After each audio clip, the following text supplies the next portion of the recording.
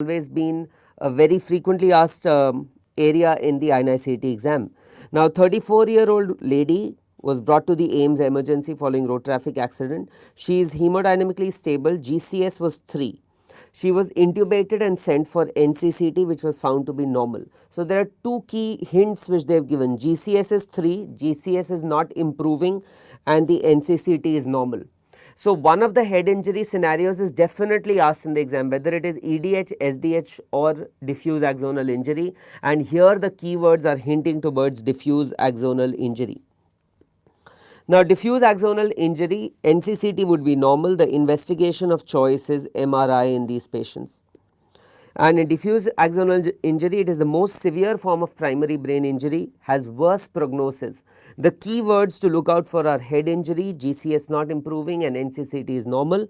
And investigation of choice is MRI, where you will see punctate hemorrhages at the grey and the white matter junction. Right, one of my favorite sports person, Michael Schumacher, suffered from a diffuse axonal injury. Now, extradural hemorrhage EDH is usually seen in young patients. High velocity impact would be there, arterial in nature, which is commonly because of middle meningeal artery, and the key word to look out for in the question stem is lucid interval. Lucid interval, you know, is the period of normal consciousness between two episodes of unconsciousness, and the investigation of choice would be an NCCT, where you get a biconvex or a lens shaped hemorrhage, which is between the skull and the dura. The most common side where we create the craniotomy to decompress this EDH is the pterion. This is where the craniotomy is done. Pterion is the H-shaped area where various cranial sutures meet. The indications for craniotomy are a more than 30 cc clot size, more than 5 millimeter midline shift, or thickness of the clot more than 1.5 centimeters. Chronic subdural hematoma will be seen in elderly patients. So, the keywords would be elderly patient, trivial trauma, and after a few weeks there will be altered sensorium. Right, this is usually due to venous bleeding, and the bridging veins are implicated here, and you will get a concavo-convex appearance. The next question related to trauma, a patient who had grade 3 splenic injury was admitted to the ICU and managed conservatively. Which of the following signs on day 2 would indicate a need for laparotomy? Extraperitoneal bladder rupture, no, you just need Foley's for that. Air in gallbladder, no. Pneumoperitoneum would mean that there has been a perforation or there is peritonitis. This is the correct answer. Fall in hemoglobin of 2 is not an indication for straightaway surgery. So, these are the grades of splenic trauma. You need to remember the grades of splenic trauma, asked frequently in the exam. Grade 1 is a laceration less than 1 centimeter or hematoma less than 10% surface area. Grade 2 is 1 to 3 centimeters or 10 to 50% surface area hematoma. Grade 3 is more than 3 centimeters or hematoma more than 50%. 4 is laceration to segmental or hilar vessels, and 5 is a shattered spleen. Grade 1, grade 2 splenic injuries, patients are usually stable and these are managed conservatively. Conservative management, I have told you multiple times, does not mean you dump them on the bed and you forget about them.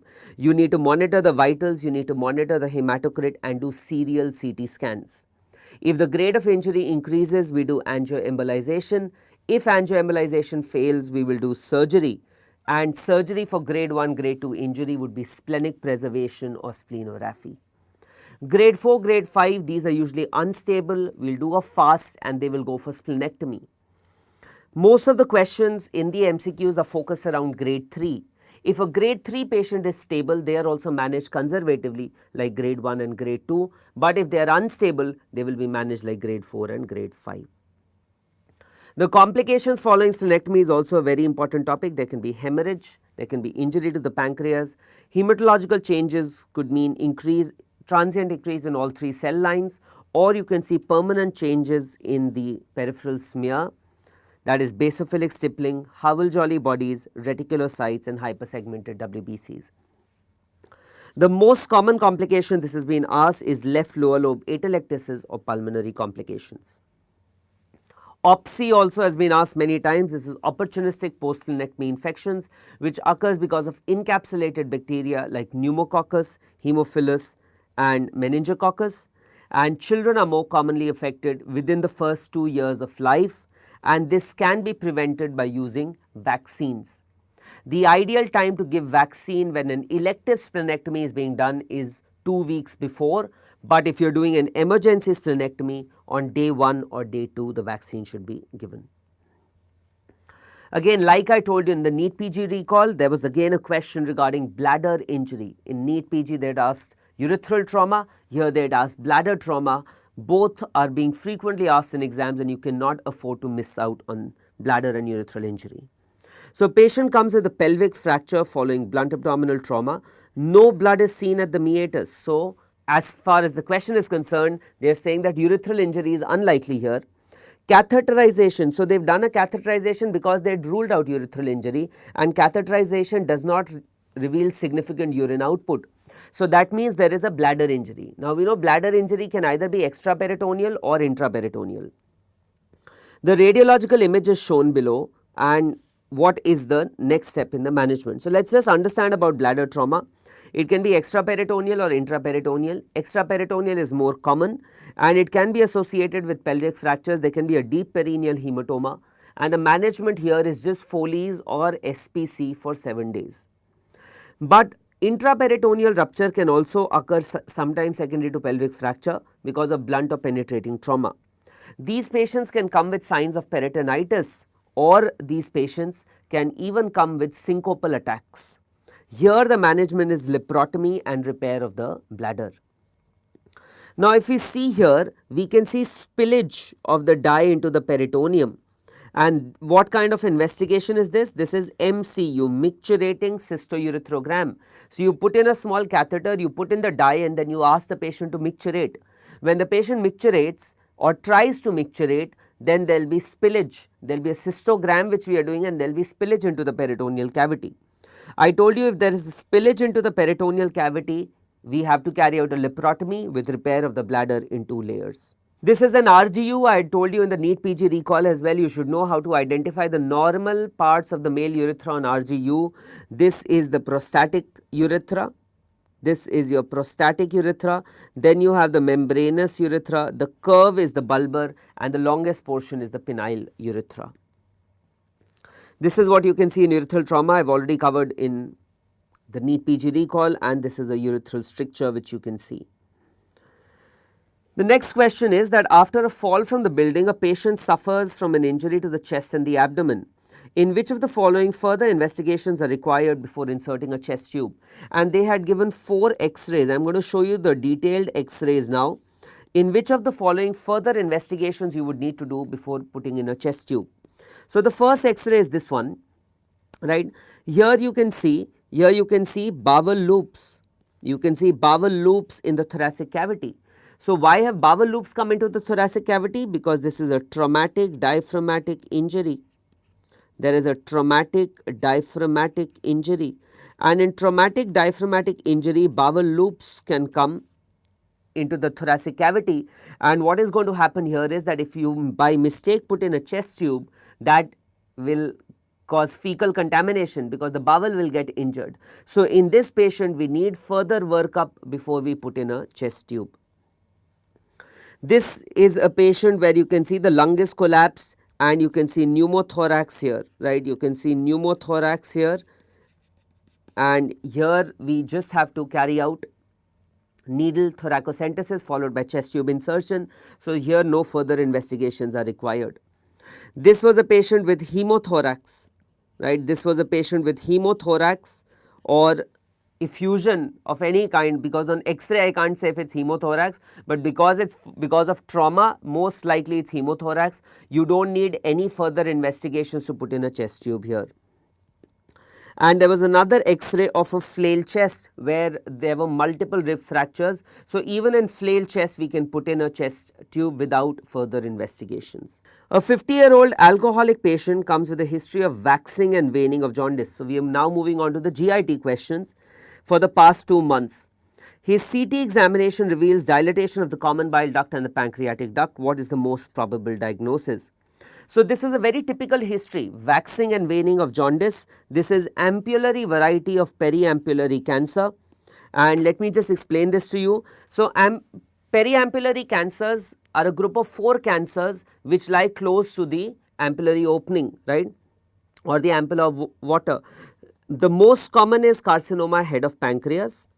Then you have ampullary variety of periampullary cancer, you have duodenal adenocarcinoma, and you have cholangiocarcinoma of the distal CBD. Now, all 4 cancers have been clubbed together because all of them present with progressive jaundice with a palpable gallbladder, and that is your Courvoisier's law, right. Courvoisier's law, you know that because of these cancers, the CBD will be distended, the gallbladder will also be distended, and there will be progressive jaundice. But the problem here is that in the ampullary variety of periampullary cancers, this growth sloughs out after some time, and whenever the growth sloughs out, the passage opens up, and when the passage opens up, the jaundice subsides, right. So, there is waxing and waning of jaundice, and whenever the jaundice subsides, because the growth is sloughing off, there is some bleeding also happening. It is associated with melena, right, it is associated with melena. So, these are the 4 periampullary cancers, and please remember, pancreatic cancer or periampullary cancer is a constant question in the INI-CET exam. They will either ask you about Whipple surgery, they will ask you about periampullary cancers or the genetics. So, you should definitely know about it. In fact, they asked about Whipple surgery in this exam as well. Identify the surgical procedure performed. This is Whipple surgery or pancreaticoduodenectomy, and I just told you this is done for distal cholangiocarcinoma, which is one of the periampullary cancers. So, Whipple surgery is pancreaticoduodenectomy, and this is done for periampullary cancers, which I just told you.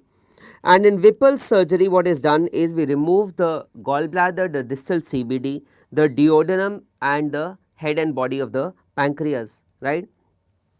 So, all this is removed, and then the jejunum, this is the jejunum. The jejunum is anastomosed with the pancreas, with the stomach, and with the common bile duct or the hepatic duct.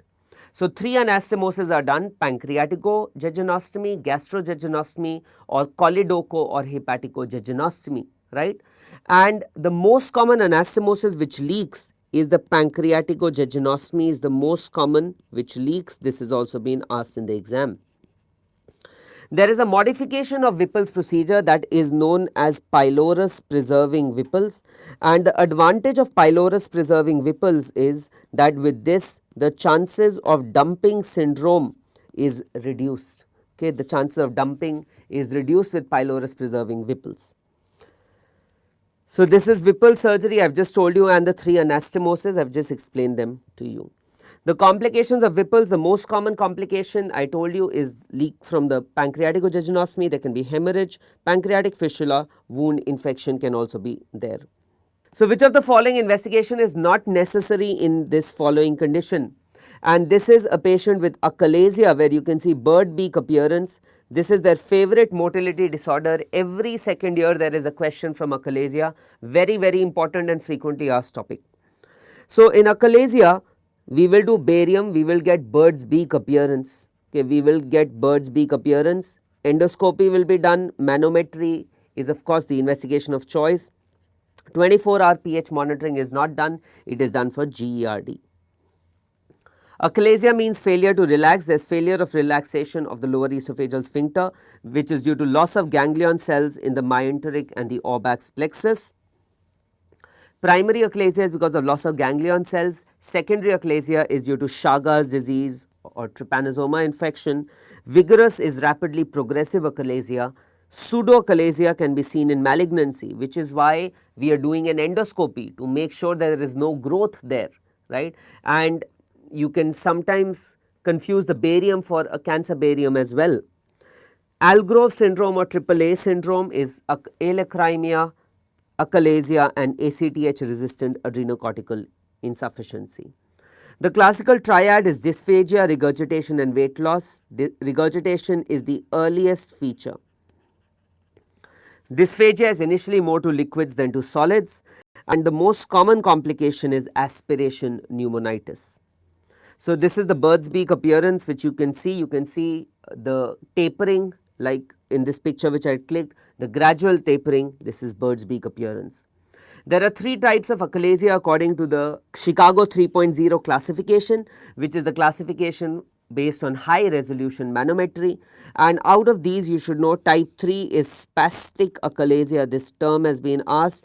Type 3 is spastic achalasia. This was asked in the NEET exam 2 years back. The management these days, we can either do Botox, which has the highest recurrence rate, balloon dilatation, or we can do Heller's myotomy, which is where we cut the muscle. Another NOTES procedure, NOTES is natural orifice transluminal endoscopic surgery, is POEM. POEM can be done for achalasia. This has been asked in the exam. This is per oral endoscopic myotomy. This is per oral endoscopic myotomy, which can also be done. Meckel's diverticulum, which of the following is the most commonly encountered ectopic tissue in Meckel's? Now we know gastric tissue is the most common because that is what bleeds, and that is the cause of bleeding in a Meckel's diverticulum in a child. And pancreatic is the second most common. Pancreatic is the second most common. Gastric is most common, pancreatic is second most common. So, this is the correct answer here. Meckel's diverticulum has also been frequently asked. It is a true diverticulum along the antimesenteric border. True means it has all the layers and it has independent blood supply. It is seen in 2% population, it is 2 inches long and it is 2 feet proximal to the ileocecal junction. The various presentations, if it is an asymptomatic Meckel's which is broad based, we leave it. Meckel's diverticulitis can mimic acute appendicitis and we need to do a diverticulectomy. If there is a perforation, there will be peritonitis and resection and anastomosis has to be done. Bleeding is the most common presentation in children. Bleeding is the most common in children. I just told you it is because of ectopic gastric mucosa. In adults, the most common presentation is obstruction, and this obstruction is because of intussusception. So, Meckel's acts as a lead point for intussusception. Now, one of the favorite topics which has emerged over the last 3-4 years is rectal prolapse surgery, and this has been asked multiple times in NEET PG and INI-CET, and you need to know all the surgeries, you need to know what the images look like because that is what they are doing in various exams. So, which of the following is not a perennial approach for the condition shown? So, this you know is rectal prolapse, and which of the following is not a perennial approach is what they are asking. So, Delorme's, Thiersch and Altemeyer's are perennial approaches, Ripstein's and Wells' rectopexy are abdominal approaches. So, rectal prolapse can either be partial rectal prolapse or you can have complete rectal prolapse. Partial rectal prolapse is just mucosal prolapse, and in the first episode we do digital reposition, and if there are recurrent partial rectal prolapses then we are going to carry out Thiersch wiring in these patients. Complete rectal prolapse, you have two approaches. You have a perennial approach and you have abdominal approach, and complete prolapse is when the entire muscle also prolapses out, all the layers are collapsing out. Now, perennial approaches are easier to perform, but they have high recurrence, whereas abdominal approaches are more technically demanding, but the recurrence rate is low.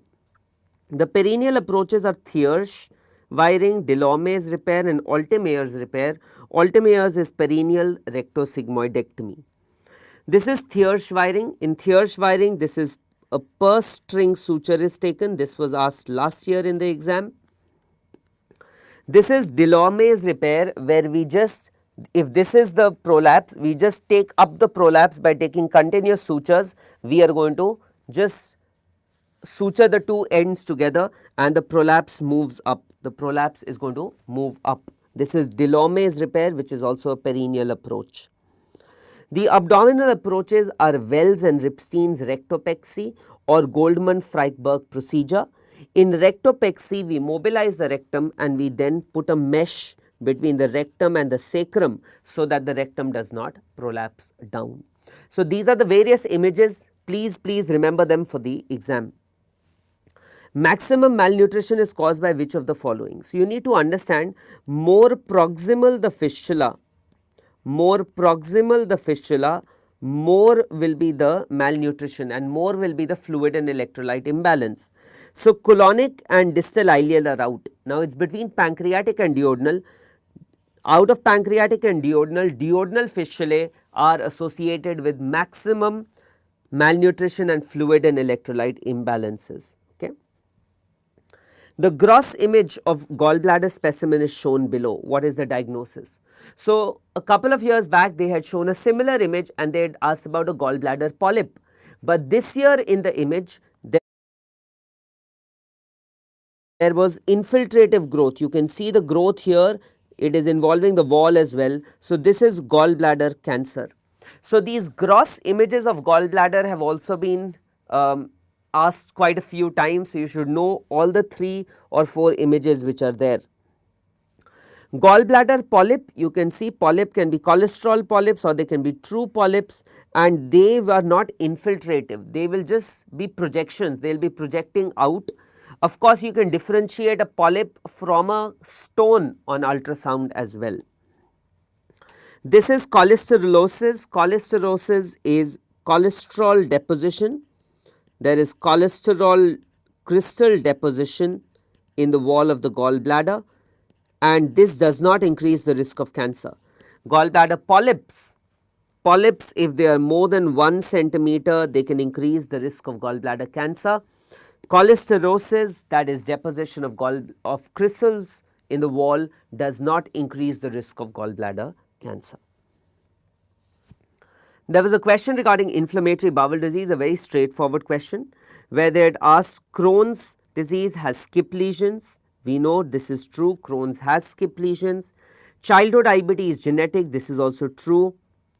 Crohn's disease is mucosal and ulcerative colitis is transmural, this is false. It is the other way around. Crohn's is transmural, all the layers are involved, and ulcerative colitis is mucosal and submucosal. Crohn's is fully curable, this is false. Because of the skip lesions, it is not fully curable. So, Crohn's, there are 2 peaks, one is 20 to 40 and other is at 70. Ulcerative colitis is between 25 to 40.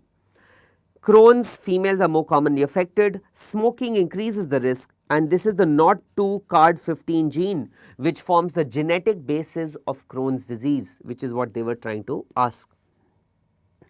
Crohn's has skip lesions, I have told you it is transmural, and in Crohn's you can get creeping fat as well in these patients. In Crohn's disease, it can mimic acute appendicitis, patients can come with diarrhea. The radiological signs are the string sign of Cantor, and you can get aphthous ulcers as well. Ulcerative colitis, they typically present with bloody diarrhea, and the risk of toxic megacolon is higher in ulcerative colitis. So, those were the questions regarding GIT. Now, moving on to plastic surgery, skin grafts, Humby's knife, all these questions are frequently asked in the exam. So, skin grafting you cannot afford to miss, skin grafts and flaps. So, primary contracture is more in split thickness skin grafts, secondary contracture is more in split thickness skin grafts. So, you need to know that primary contracture is related to the actual amount of dermis which is present more in quantity in full thickness skin grafts, where entire epidermis and dermis is there.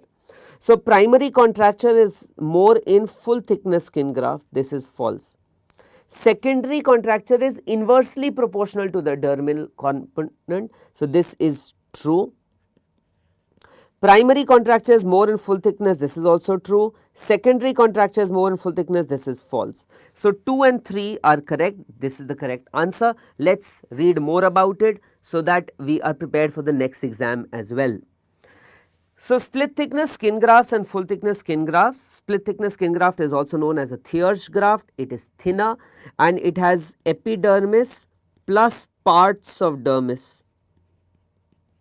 Not the entire dermis, it has epidermis plus parts of dermis, whereas full thickness skin graft has the entire epidermis plus dermis. Split thickness skin graft, we know we can harvest it from the thigh. Full thickness skin graft from the post-auricular region, supra or infraclavicular fossa. Now, I have told you primary contracture is directly related to the dermal component, and primary contracture means when you harvest the graft shrinks, and that is more with full thickness skin graft, Whereas secondary contracture, that is when you place the graft on the recipient bed and the graft shrinks, that is secondary contracture, that is inversely proportional to the dermal component, it is more with split thickness skin grafts.